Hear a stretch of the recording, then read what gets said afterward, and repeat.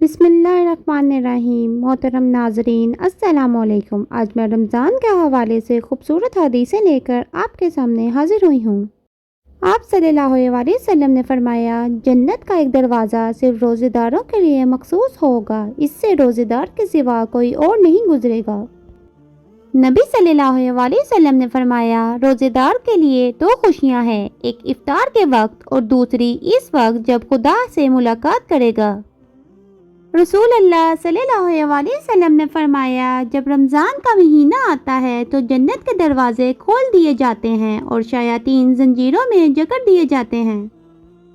حضرت عائشہ رضی اللہ عنہا فرماتی ہیں کہ رسول اقدس صلی اللہ علیہ وسلم نے ارشاد فرمایا کہ جو شخص مر جائے اور اس کے ذمہ کچھ روزے قرض ہوں تو اس کا ولی اس کی طرف سے روزے رکھے۔ رسول اللہ صلی اللہ علیہ وسلم نے فرمایا، اس شخص کی ناک خاک آلودہ ہو جس کی زندگی میں رمضان آیا اور اس کی مغفرت ہوئے بغیر وہ مہینہ گزر گیا۔ انس بن مالک رضی اللہ عنہ کہتے ہیں کہ رسول اللہ صلی اللہ علیہ وسلم نماز مغرب پڑھنے سے پہلے چند تازہ کھجوروں سے روزہ افطار کرتے تھے۔ اگر تازہ کھجوریں نہ ملتی تو خشک کھجوروں سے افطار کر لیتے، اور اگر خشک کھجوریں بھی نہ مل پاتی تو چند گھونٹ پانی نوش فرما لیتے۔ نبی کریم صلی اللہ علیہ وسلم نے فرمایا، جس شخص نے مومن ہو کے محض رب سے اجر پانے کے لیے ماہ رمضان کے روزے رکھے اور راتوں کو قیام کیا، اس کے پچھلے سب گناہ معاف ہو جاتے ہیں۔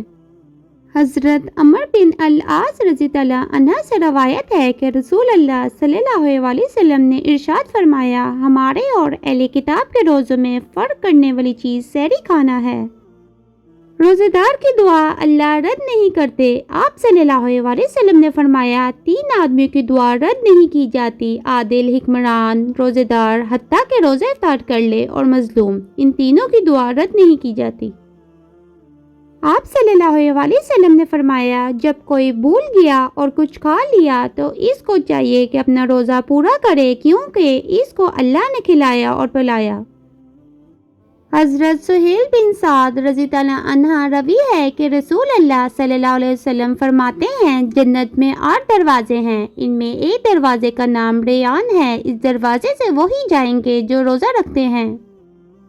روزہ جسم کی زکوٰۃ ہے۔ آپ صلی اللہ علیہ وسلم نے فرمایا، ہر چیز کی زکوٰۃ ہوتی ہے اور جسم کی زکوٰۃ روزہ ہے۔ روزہ اور گناہ۔ رسول اللہ صلی اللہ علیہ وسلم نے فرمایا، جو شخص روزہ رکھ کے جھوٹ بولنا اور اس پہ عمل کرنا نہ چھوڑے تو اللہ تعالیٰ کو اس سے کوئی غرض نہیں کہ وہ کھانا پینا چھوڑ دے۔ جب کوئی روزہ رکھے تو کوئی بیہودہ بات نہ کرے، نہ ہی لاغو بات کرے۔ اگر کوئی اس سے جھگڑا کرے یا لڑائی کرے تو وہ کہہ دے، میں روزے سے ہوں۔ رسول اللہ صلی اللہ علیہ وسلم نے فرمایا، جس شخص نے بغیر عذر اور بیماری کے رمضان کا ایک روزہ بھی چھوڑ دیا تو خواہ ساری عمر کے روزے بھی رکھتا رہے، وہ اس کی تلافی نہیں کر سکتا۔ کھجور سے روزہ کھولا کرو کہ اس میں برکت ہے۔ اگر کھجور میسر نہ ہو تو پانی سے افطار کیا کرو، کیونکہ پانی طہور ہے۔ رسول اللہ صلی اللہ علیہ وسلم نے فرمایا، تو روزے کو لازم پکڑ، کیونکہ اس کے برابر کوئی عمل نہیں۔ ارشاد نبوی صلی اللہ علیہ وسلم، جس نے رمضان کے روزے کو فرض سمجھ کر ثواب کی نیت سے رکھا وہ بخشا گیا۔ رسول اللہ صلی اللہ علیہ وسلم نے فرمایا، جب رمضان کا مہینہ آتا ہے تو رحمت کے دروازے کھول دیے جاتے ہیں۔ رسول اللہ صلی اللہ علیہ وسلم نے فرمایا، جس نے روزے دار کو روزہ افطار کرایا، اسے بھی اتنا ہی اجر ملے گا جتنا روزے دار کے لیے ہوگا، اور روزے دار کے اجر میں کچھ بھی کمی نہ ہوگی۔